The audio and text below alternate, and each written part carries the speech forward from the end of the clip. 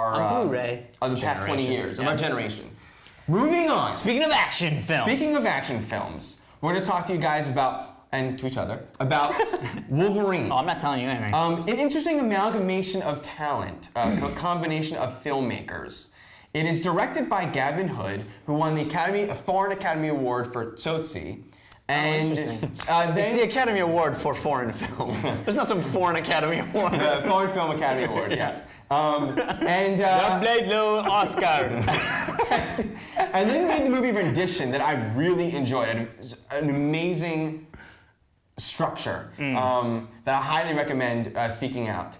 And it's written by David Benioff, who wrote one of my favorite movies. One of my favorite movies, and definitely one of my favorite Spike Lee movies, The 25th Hour. He wrote the book and the screenplay for The 25th Hour, and Troy, and the screenwriter Skip Woods, who did Hitman and Swordfish. Oh, okay. So, action movie screenwriter, intense drama screenwriter, and political thriller and drama director coming together to make Wolverine, starring Hugh Jackman as Wolverine, and like Star Trek, Wolverine is basically his origin story. Well, it's in the title there, X-Men Origins Wolverine. Yes, it's actually, right, the true title is X-Men Origins Wolverine.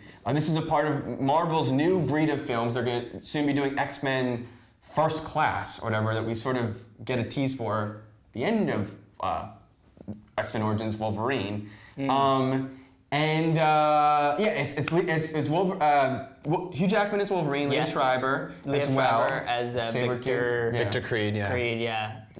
Or is it not Sabretooth? Is it not Sabretooth? It's weird because clearly this is supposed to be in continuity with the X-Men films, and we had a different actor and a different, very much different kind of Sabretooth, who was referred to as Sabretooth and not referred to as Victor Creed. So there's a chance, the very geeky side of me is going, well, there's a chance they're kind of splitting these into two entities. So Geek Cred established, Jeff is the big comic book guy. Well, I want to even further establish my Geek Cred because... You're in this movie? I wish. No. Growing up, I was very much a Chris Claremont X-Men devotee. Right. Whereas kids, my contemporaries growing up, they would have posters of Michael Jordan and Kathy Ireland on their walls. I had a poster of Wolverine. Nice. And it's that classic Arthur Adams Wolverine running at you in his brown and tan costume. Yeah. Loved it. So I was a huge in the pocket of Wolverine my whole childhood. So there's a certain impartiality I have because I have such a close love for this character, and unfortunately, I didn't enjoy much of this movie. There's stuff to enjoy. It's not a terrible movie. It didn't feel fun enough. The action sequences are for the most part not particularly thrilling or inventive or interesting.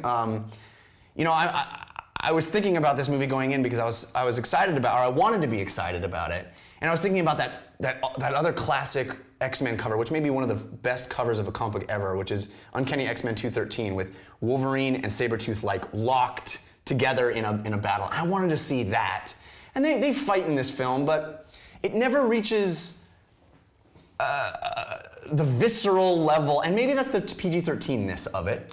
I don't know, but. There's a lot of fun superhero stuff in the latter part of the film that I liked, but I just wasn't interested.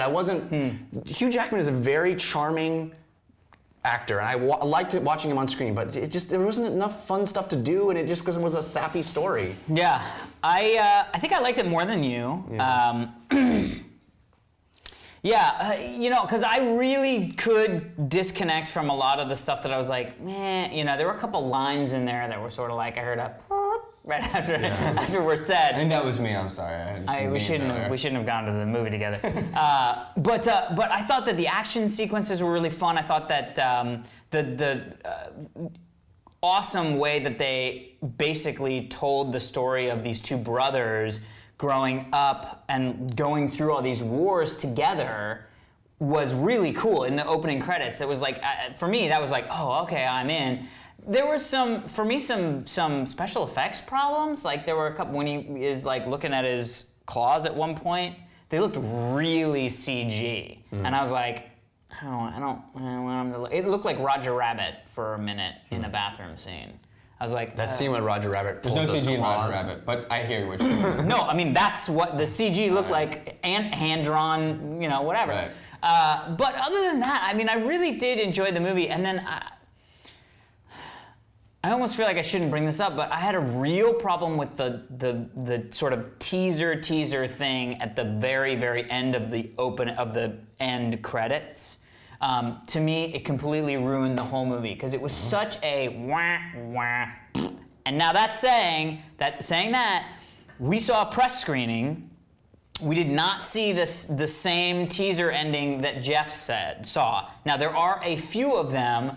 But I still don't know if I believe that the one that we saw was actually not just a press can't see these things because we don't want them to leak, which I'm hoping. Yeah. I know you don't believe that, but I don't know that that's true. We should say that Gavin Hood announced that there are multiple endings. Yeah. So it's not multiple endings. It's multiple little post-credits. Yeah. He did say multiple, but yeah. Well, but then we know that that's not the case. Yeah. Right. It's a 20-second button that bears very little relevance. It's the Marvel trend to have a scene after the end credits now, after Iron Man. And the one that we saw had nothing to do with any other movie. I mean, it was a joke. But go ahead. I agree with that.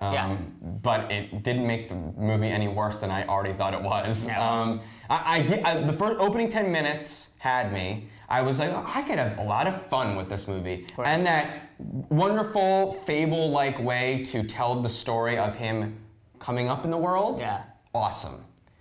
But the story was completely lame. The action absolutely had some cool moments, thinly spread throughout. But the plotting and the script was so clunky. Yeah. It felt, the movie is so set-piecey. It felt like they came up with a couple key moments, which is what we do know that they do that from time to time. And I'm sure some good films are written that way, where they come up with a set piece and they sort of back into a story. But not all movies have to feel that way. And this movie felt that way. Every random mutant in the movie felt like shout-outs for fans. A lot of them weren't. And just some of them weren't. Barely there. I feel like now we know why Bryan Singer didn't want to include Gambit in his movies. As much as the kids loved Gambit from the comics and the cartoons because they loved how he looked.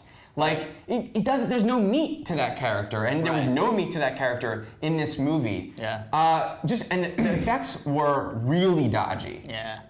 There was just an artifice to the lighting. That was done by this guy Don McAlpine, who did Moulin Rouge and some other and Peter Pan. Wonderfully stylized lighting, and it works so well in Moulin Rouge. But it all felt done in studio. Yeah, it definitely had a studio vibe. Even some of the outdoor stuff felt very disappointing. The moment where he decides he's going to put on boxing gloves and get in the ring with Blob, it's like that is so. Yeah. Oh. Yeah. No, my favorite moment was when he's walking out and has flannel on, and then all of a sudden it's like turn around and he's like wow with his wife beater. I was like, what? Why would you take off your flannel? Really? It's gonna get that badass? You gotta take off the flannel? Clearly you've never been in a moment like that. Show me you taking off the flannel. Don't just cut to. You like to be teased. His shoulder. In an effort to end on a more positive note and to say something that I totally forgot to say about Star Trek, I feel that, going back to Star Trek for a brief second, that it's going to have an Empire Strikes Back caliber sequel. That most of the time when you see Wolverine, Star Trek. Oh, you're just talking about Star Trek. I'm doing Star Trek. So you're gonna finish on a positive note, but not about Wolverine. Not about Wolverine. No. I thought you were being nice to Wolverine, and then you went. I am. I'm gonna be nice by going back to Star Trek. Okay. But I think most great movies you say, well, sequel's redundant. We already had a great. But this is such a good first movie, and I feel like we got that out of the way, and now let's get to the goods, which is kind of what the first X-Men film was, and X2 is generally regarded as the better of the movies. So I'm ready for that. Yeah. Yeah. Wolverine 2. Wait, what?